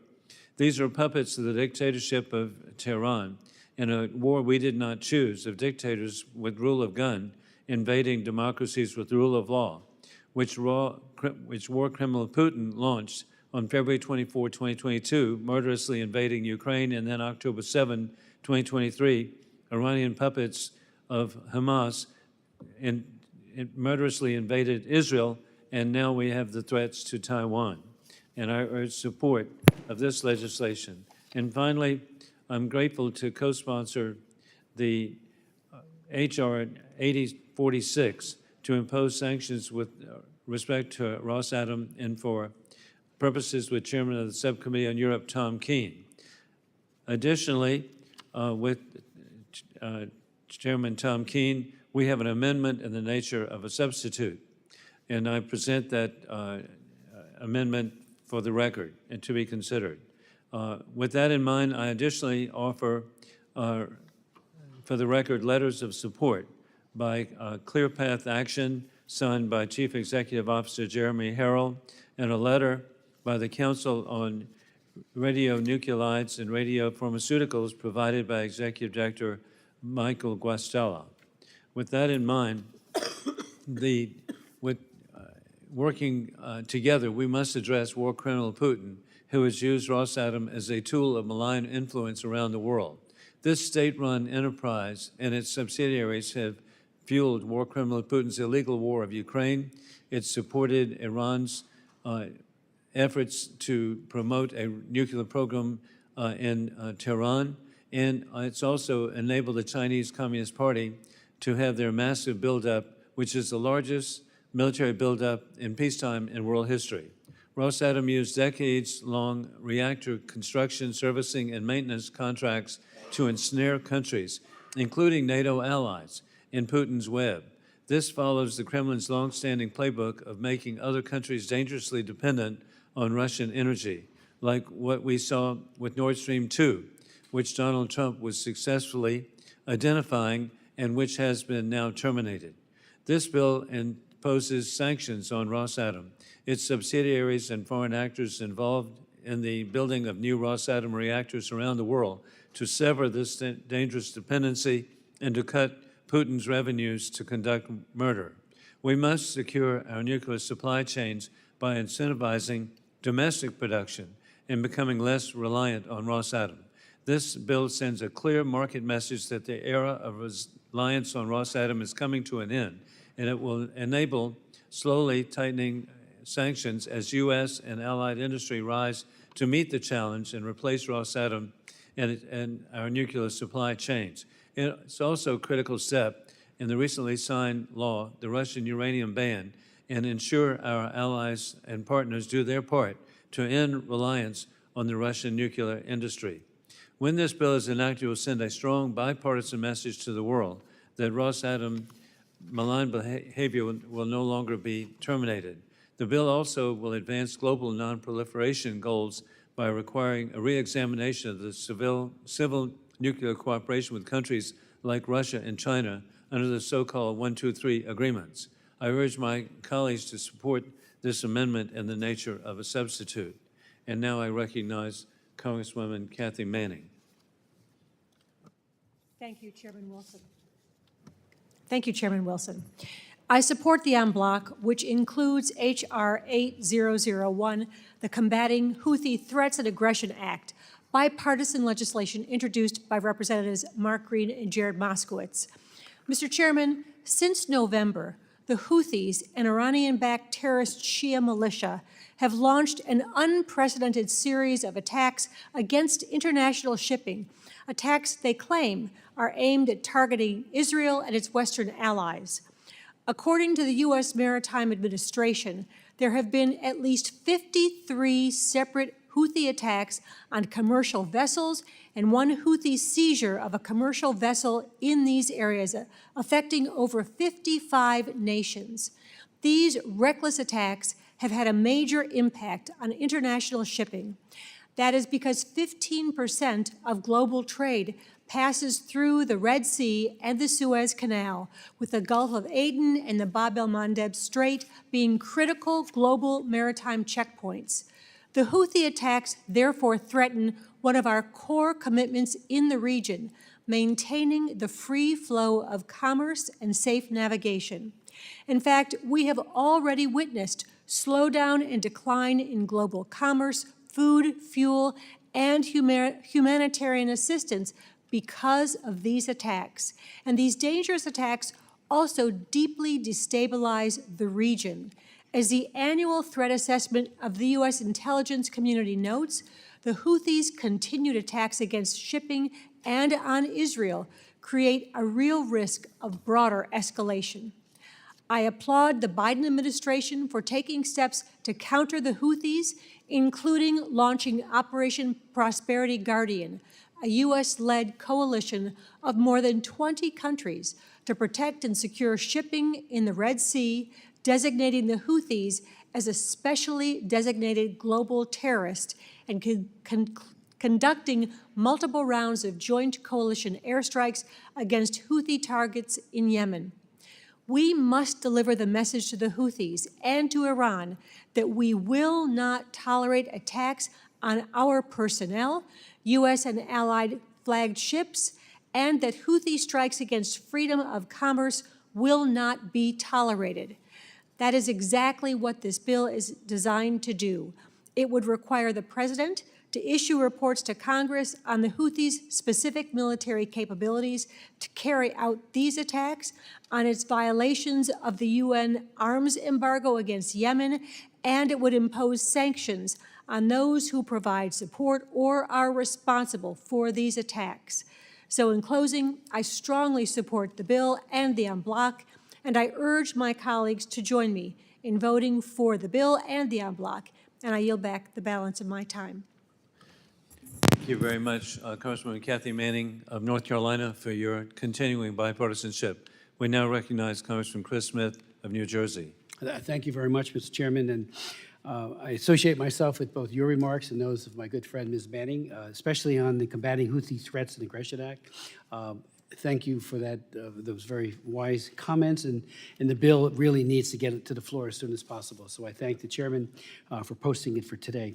I do rise in support of H.R. 681, the READ Act, or Reinforcing Education Accountability in Development Act. It's a reauthorization bill that I am sponsoring along with Congresswoman Grace Meng. It's a clean reauthorization through 2027 and includes a whole-of-government U.S. strategy to improve educational opportunities and retention for vulnerable children, especially those affected by conflict and other emergencies. It also includes an annual report to Congress on the implementation of the strategy, coordination and oversight over such programs, and monitoring and evaluation of the programs. We know that education is key to helping people gain better opportunities, especially to lift families out of poverty. For each year of school completed, future wages increases an average of 10%. This impact is even greater for girls. Girls with no education are 3 times as likely to marry before the age of 18 than those with a secondary education. Reauthorizing for another 5 years will solidify U.S. commitment to investing in children worldwide. I urge members to vote in favor of it as part of this en bloc, and I yield back to balance. Thank you, Chairman Chris Smith. We now proceed to Congresswoman Dina Titus of Nevada. Thank you, Mr. Chairman. I'd like to start by thanking my Republican colleague from Indiana, Congressman Baird, for joining me as a bipartisan supporter of the Coordinator for Afghan Relocation Efforts Authorization Act. That's H.R. 8368, which is included in the en bloc. Over the course of our 20-year mission in Afghanistan, more than 300,000 Afghans worked shoulder to shoulder with U.S. service members, diplomats, and aid workers. They provided valuable support for the nearly 800,000 U.S. troops who rotated through Afghanistan. They served primarily as translators and informal advisors to our personnel on the ground. They are, in every sense of the word, our allies. They stood with us through difficult conditions, advancing U.S. interest. In August 2021, the U.S. conducted a historic and heroic evacuation that had carried 70,000 Afghans to safety, along with tens of thousands of U.S. citizens and lawful permanent residents, as well as citizens of other countries. Since then, the State Department has worked around the clock to relocate U.S. citizens and lawful permanent residents of Afghanistan who wanted to depart, as well as the eligible Afghan allies who worked with us. Secretary Blinken has made this a top priority for the department and has said there is no deadline for this important work. This underscores the commitment the administration has made to this effort and the promise of Operation Enduring Welcome. In 2022, to solidify these relocation efforts, the State Department established a special office called the Coordinator for Afghan Relocation Efforts, appropriately known as CARE, C-A-R-E. CARE serves as the hub of this whole-of-government priority, working closely with various federal departments and agencies, international partners, veterans groups, former diplomats and government officials, and NGOs to ensure the safe and efficient relocation of individuals who have qualified to immigrate to the U.S., either as special immigrants or refugees during the 20-year U.S. mission in Afghanistan. The Afghan Special Immigration Visa Program, stood up by Congress and relying on our regular reauthorization of additional visa numbers to meet demand, had long faced challenges and processing delays. But the situation changed dramatically early in 2021 when the Biden administration ramped up resources to clear an SIV processing backlog that accumulated in the prior administration. Working together, Congress and the administration have prioritized and streamlined the Afghan SIV program to meet evolving demand and uphold our moral obligation to assist our partners who are eligible for this special immigration visa. In fiscal year 2023, the administration issued the most SIVs in a single year since the start of the program in 2009.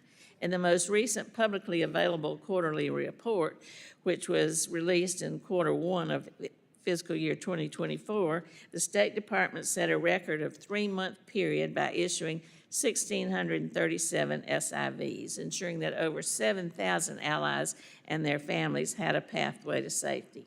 Although the second quarterly report's not yet available, monthly State Department statistics show a new record will be set as over 2,000 principal visas were issued. Similarly, the State Department in August 2021 announced the establishment of a new P2 category for refugees, in addition to the existing P1 referrals, to expand the available pathways for persecuted Afghans to enter the United States. As a result of all these combined efforts, the U.S. government has welcomed more than 130,000 Afghans to safety here in the United States. These are individuals who are enriching our communities and contributing their talents to the fabric of our community. The CARE Office has been the linchpin of this work, but it's not codified in statute. It works through an array of existing authorities. But Congress should be unambiguous here. We support this work. We want to see the job continued. And so this bill will formally authorize the CARE Office at the State Department for 3 years and grant important authorities to further advance its mission. The provisions also build on the recent creation of the Enduring Freedom Program account that I mentioned from FY 2024 Omnibus to consolidate different funding programs on one stream. This is a bipartisan bill. It meets an obligation the U.S. has. It brings people to safety. It enhances our communities. And I want to thank the chairman for bringing it for markup and the ranking member for his support. And I urge your vote. Thank you, and I yield back. Thank you, Congresswoman Titus. And we now proceed to Congressman Dr. Rich McCormick of Georgia. Thank you, Mr. Chair. I'm very appreciative of the committee bringing this important bill, H.R. 8631, to markup. As Russia continues its brutal invasion of Ukraine, so too does the People's Republic of China in support of the Russian war machine. We've seen concerning reports that the PRC has been filling critical gaps in Russia's defense capabilities, allowing them to reconstitute their military-industrial base on a faster timeline than people actually believed previously. All this built on the no-limits partnership that President Putin and General Secretary Xi declared between each other back in February 2022, days before the Russia launched its unsanctioned attack in Ukraine. Just yesterday, the two leaders met in Beijing to pledge their continued support for each other. Additionally, Iran has continued to supply weapons to our enemies around the world. It's long overdue that we hold both Russia and Chinese and Iran accountable for their actions in destabilizing the free world. My bill, the Economic Espionage Prevention Act, seeks to address these concerns by creating a three-pronged discretionary authority to sanction foreign adversarial entities that, 1, provide material support to Russia's war machine, 2, violate U.S. export controls, and 3, steal U.S. intellectual property. This bill also requires a report to assess whether China is providing significant support to Russian military as described in the Counter-Americans Adversarial Through Sanction Act. Lastly, the bill updates the International Emergency Economic Powers Act, allowing greater flexibility to pursue actions against China and other foreign adversaries. In order to expedite a Russian defeat in Ukraine and also deter a Chinese invasion of Taiwan, we must begin jointly addressing this new adversarial axis of power that threatens global peace and our way of life. I want to thank the committee staff for working with my office to draft this bill and ask for my colleagues' support on this bill. I also further rise in support of H.R. 8152, the Remote Access Security Act. As a member of the Task Force on Artificial Intelligence, I'm proud to be co-lead on this extremely important bill. During this era of great power competition, it is important for us to examine any loopholes that could be exploited by our adversaries and close them. One such technological vulnerability is the loophole in remote access to cloud computing. When the U.S. has banned the export of advanced semiconductor chips to companies in China, many have exploited this loophole by accessing this technology remotely via cloud technology. They then use this access to develop artificial intelligence technology and strengthen the Chinese military. AI is rapidly developing technology and will play a key role in defining the future and its kill chains. We must ensure that America leads the way in developing this technology. We must close the remote access loophole, and by doing so, this bill will strengthen our national security. I ask for my colleagues' support on this bill and thank Rep. Lawler for leading this issue. Thank you, and with that, I yield back. Thank you very much, Congressman Dr. McCormick. We now proceed to Congresswoman Sarah Jacobs of California. Thank you, Mr. Chair. I'm proud to support this en bloc package. In particular, I'm incredibly proud to co-lead legislation with Ranking Member Meeks to require regular U.S.-Africa leaders summits and ensure robust implementation of our commitments. I think we can all agree that for too long, the West has ignored the African continent, instead prioritizing other regions of the world. So I was glad that in 2022, the Biden-Harris administration hosted the first U.S.-Africa Leaders Summit in nearly a decade.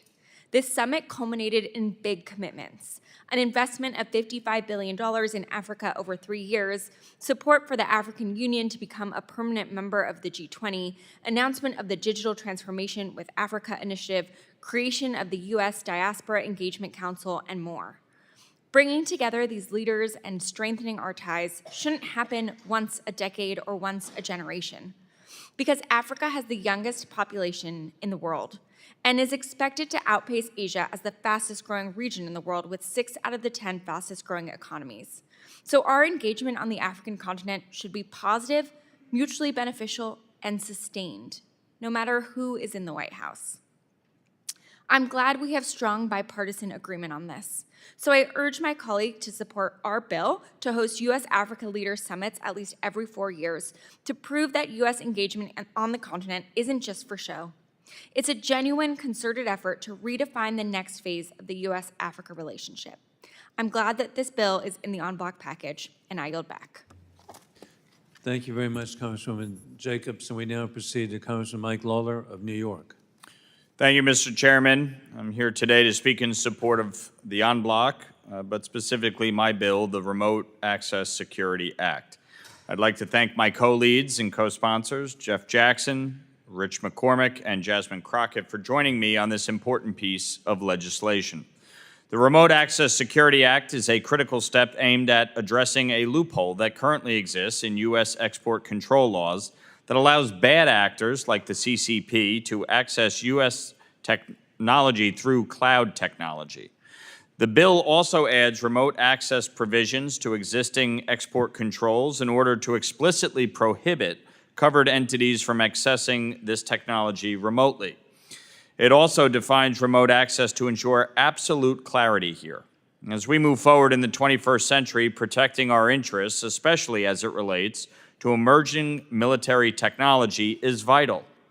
We've already seen that China is willing to engage in almost any kind of espionage in order to try and catch up with American technological prowess and our advantage. And we must use every tool in our tool belt to prevent them from accessing U.S. developments. This measure is particularly relevant as it relates to semiconductor chips. In recent years, the Biden administration has prohibited the export of advanced microchips used to build artificial intelligence and modernize military weapons and equipment. And yet, despite this good policy measure, Chinese companies and the CCP are still finding ways around this ban by using cloud services to evade our export controls. I, for one, don't think that we should be letting the CCP upgrade and update their military capabilities by using U.S. technology, and this bill would prevent it. As China grows increasingly hostile in its actions in the South China Sea and its overtly aggressive rhetoric towards Taiwan, we need to be holding them accountable for these actions instead of contributing to the development of their military capacity. There are other steps, too, that this committee has already taken to confront China, including the SHIP Act, which I passed, that established additional sanctions on Chinese companies that buy oil from Iran. The Remote Access Security Act will help bolster our whole-of-government approach to confronting China and ensuring the United States remains the preeminent power of the world. I encourage all of my colleagues to support this legislation. And with that, Mr. Chairman, I yield back. Thank you very much, Congressman Lawler. We now proceed to Congressman Greg Stanton of Arizona. Thank you very much, Mr. Chairman. I am speaking on behalf of the en bloc, and in particular, H.R. 8368, the Coordinator for Afghan Relocation Efforts. This is an important bipartisan bill that members of this committee should readily support. It codifies an office that will do critical work on Afghanistan relocation that we have shown is a top priority. This work is important. The Coordinator for Afghan Relocation Efforts, or CARE, is the center of the U.S. government's effort to relocate Afghan allies, allies that worked alongside U.S. personnel, allies that we made commitments to, allies who are now in danger because of their affiliation with the United States. As I've said in committee before, I've been fortunate to get to know members of this especially vulnerable group of allies, the Female Tactical Platoon, part of the Afghan National Army Special Operations Command. These brave women went through rigorous screening and training by the United States military. They participated in hundreds of direct action combat missions against the Taliban alongside U.S. Special Forces, including Green Berets, Navy SEALs, and Army Rangers. I'd like to share the words of one of the FTPs who was brave enough to share her story with me. Quote, "I can't give you my name for fear of reprisals against my family in Afghanistan. I served in the Afghan National Army Special Forces Female Tactical Platoon for 5 years. I speak 5 languages, spent a year and a half training with the U.S. and British forces before being assigned to the platoon. I would love to serve in the United States Army. I worked alongside U.S. Special Forces and other U.S. assets in dozens of direct action combat missions against the Taliban. I am Hazara, as are most of the FTPs. The Hazara are a persecuted minority in Afghanistan and subject of an ongoing genocide at the hands of the Taliban. I left behind my father, mother, 3 sisters, and 3 brothers. They are now the subject of harassment, intimidation, and kidnapping at the hands of the Taliban because of my service with U.S. forces. Being Hazara only compounds the situation for my family. My sisters, who are college educated, are in Kabul and are in hiding for fear that the Taliban will, quote, disappear them, as has happened to other FTP family members. They are unable to work, go to market, attend school, visit a doctor, or even travel to the rural area where my parents live. They live in constant fear of kidnapping, rape, and even being murdered. Even though they are only my sisters, the Taliban will exact revenge on anyone they can find who is related to me by blood. I fear for my family's lives every day," unquote. The United States withdrew from Afghanistan 3 years ago, but there is more work to be done. We need to pass the Afghan Adjustment Act, and we need to codify the CARE Office to continue the work of relocating Afghan allies to a safer place. I yield back. Thank you very much, Congressman Stanton, and thank you, Congresswoman Titus. As the grateful father of an Afghanistan veteran myself, your concerns are just so important to be addressed in such a bipartisan manner. Do any other members seek recognition? There being no further discussion, the committee will proceed to consider the noticed items en bloc. Pursuant to the previous order, the question occurs on the measures en bloc as amended, if amended. All those in favor signify by saying aye. Aye. And all those opposed signifies by saying no. In the opinion of the chair, the ayes have it, and the measures considered en bloc are agreed to. I request a recorded vote pursuant to the chair's previous announcement. This vote will be postponed. The clerk will send out a notice as to the time, but we hope prior to floor votes today. With this, the committee will be in recess. Good work.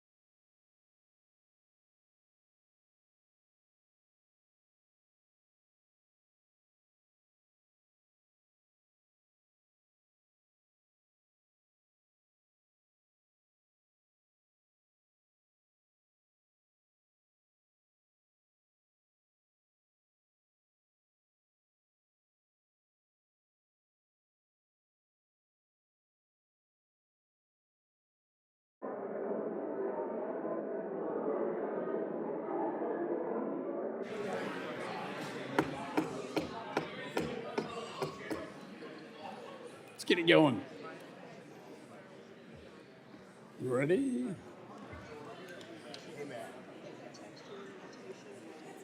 Hey, what are you losers doing tonight?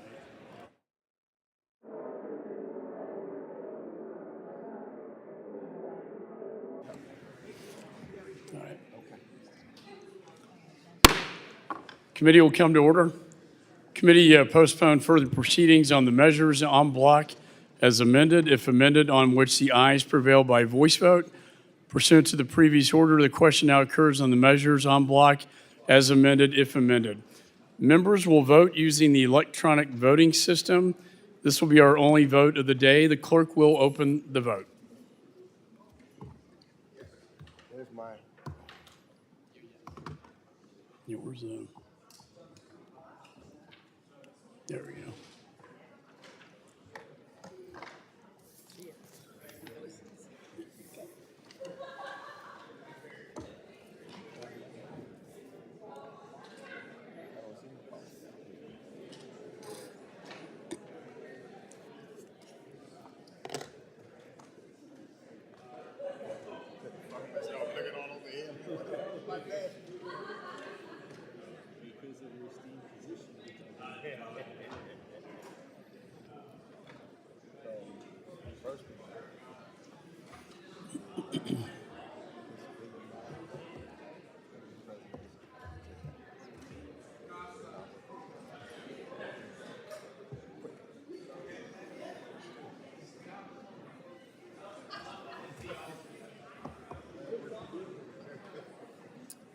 Costa. Will you tell Costa he needs to vote? He voted. Oh, he did? Okay. Costa, you need to vote. No, I guess he just did. He just did. All right, is that it? Ted Lou here? Yes. Ted Lou. Thank you for all your help. Where's Ted Lou? Ted Lou didn't vote. Is he here? Ted.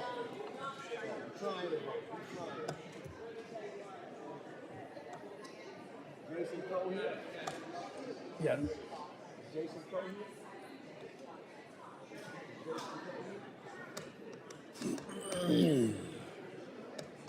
Okay. I think that's it. All right. Have all members voted? Does any member wish to record or change their vote? Clerk will close the vote and report the tally. On this vote, the ayes are 37, the noes are 2. The ayes have it. The en bloc is agreed to without objection. The motion to reconsider is laid on the table. Staff is authorized to make any technical and conforming changes pursuant to the previous order of the committee. Each measure is favorably reported as amended, if amended, and each measure so amended shall be reported as a single amendment in the nature of a substitute. This concludes the consideration of the measures noticed by the committee for today. I want to thank all the members. There being no further business to transact, the committee stands adjourned.